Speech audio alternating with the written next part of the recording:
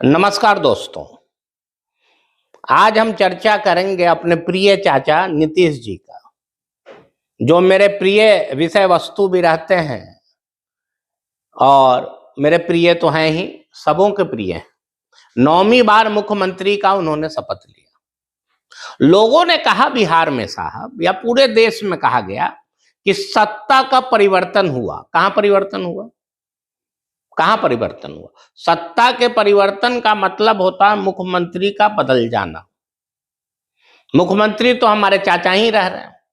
चाचा सिर्फ यही काम करते हैं हमारे, ये सिर्फ कंधा बदल लेते हैं। अब इन्होंने देखा कि 17 महीने तक इनके बोझ तले लालू परिवार और राजद परिवार थक गया था, इन्हें ढोते ढोते। तब ये उछल कर बीजेपी के कंधे पे बैठ गए। साहब चाचा तो दोनों का ध्यान रखते हैं।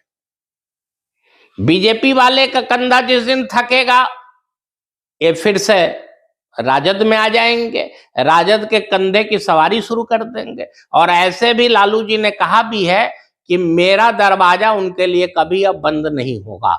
मतलब साफ है कि आपको जब दिल करे आप आ जाइएगा। इसी पर एक गाना है कि जब कोई तुम्हारा दिल तोड़ दे मेरा दर खुला है, खुला ही रहेगा। लालू जी ने इसी संदर्भ में नीतीश जी के लिए कह दिया कि तुम्हारे लिए मेरा दर कभी बंद नहीं होगा। अब चाचा हमारे बड़े ही उदार दिल वाले हैं साहब, समझ गए ना। ये चाहते हैं तेजस्वी भी मजा ले सत्ता का और उधर बीजेपी के लोग भी मजा लें। और हर बार इनका कसम यही होता है कि अब हम इधर आ गए हैं तो उधर नहीं जाएंगे। बिल्कुल सही बोलते हैं साहब। इधर और उधर का परिभाषा आज तक आपने सुना है उनसे? न तो वो कभी बीजेपी का नाम लिए न कभी राजद का नाम लिए। उनका कहना है कि हम तो इधर हैं ही कुर्सी पर, अब तुम लोग समझो, उधर वाले लोग समझे कि उनको कहां जाना है। हम तो अपनी जगह पे टिके हुए हैं फेविकॉल की जोड़ की तरह। और जब वो राजद में गए थे तो उन्होंने कहा था कि लालू परिवार को, बेचारों को बीजेपी वालों ने फंसा दिया। वही लोग इनके पीछे पड़े हुए थे। हम तो नहीं चाहते थे कि केस हो। आप लोग को सब मालूम है, आप सब जानते हैं।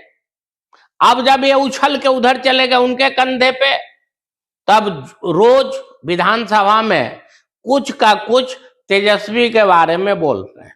और सबसे मजेदार तथ्य देखिए कि जिस सरकार के मुखिया थे, जिसके वो मुख्यमंत्री थे, उसी के कामों की समीक्षा का आदेश भी इन्होंने कर दिया। ये शायद भारतीय इतिहास में अनोखा कदम होगा किसी मुख्यमंत्री का कि अपने ही मुख्यमंत्रित्व काल में लिए गए निर्णयों की समीक्षा कराए। अब अगर समीक्षा ईमानदारी से हो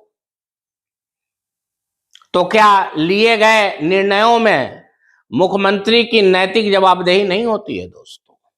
अब पता नहीं कैसे उसका समीक्षा होगा और कैसे लोग उसे मुख्यमंत्री को, यानी तब के मुख्यमंत्री को, नीतीश जी को अलग रख पाएंगे।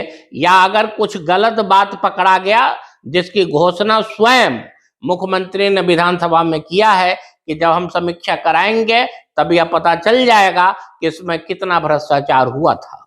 आखिर उस भ्रष्टाचार के लिए मुख्यमंत्री जवाबदेह नहीं है।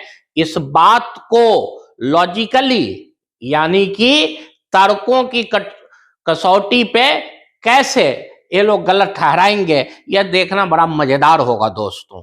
आइए फिर देखते हैं बिहार के राजनीति में अभी कम से कम लोकसभा चुनाव तक तो कोई परिवर्तन नहीं दिख रहा है, लेकिन उसके बाद आने वाले समय का संदर्भ बड़ा मजेदार होने वाला है और हम लोग सब कोई आनंद उठाएंगे ही। हम लोगों का क्या है साहब, हमारे तो मुख्यमंत्री हर बार नीतीश जी हैं। बच्चों के जनरल नॉलेज में भी कोई दिक्कत नहीं है। कल भी मुख्यमंत्री नीतीश, आज भी नीतीश और कल भी हो सकता है नीतीश ही रहेंगे। नमस्कार दोस्तों, जय हिंद।